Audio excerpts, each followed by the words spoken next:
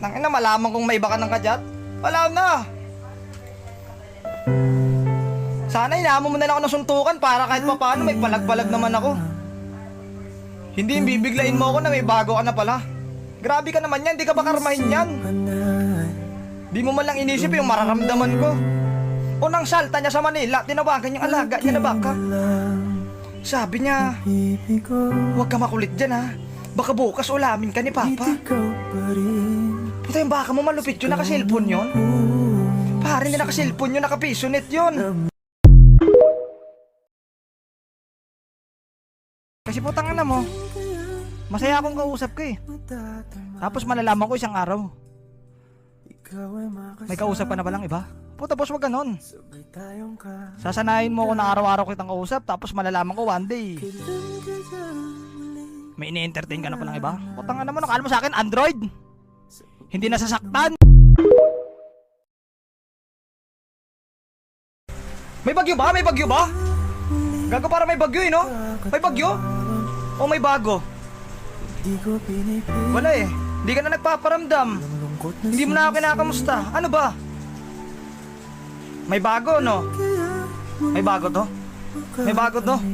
Pag ganyan, may bago yan. Lolo Rems, pwede ba bumalik sa ex? Okay, sagutin natin ang honest question dahil nagtanong ka ng honest answer. Una sa lahat, bakit kayo naging mag-ex? Ex kasi tapos na. It means it's over na.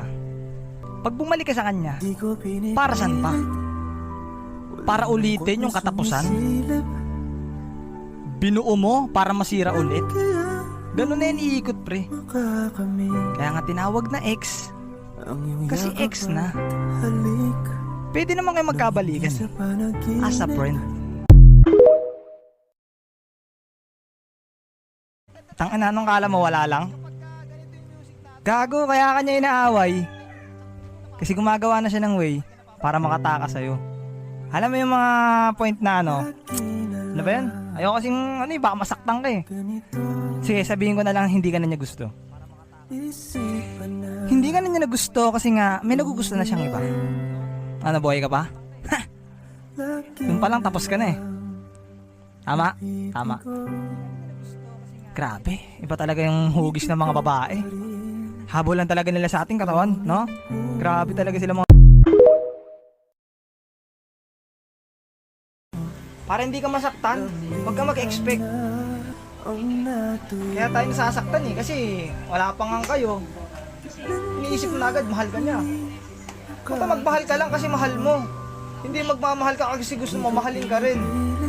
Love unconditionally, ang sabi nga nila. Totoo naman yun.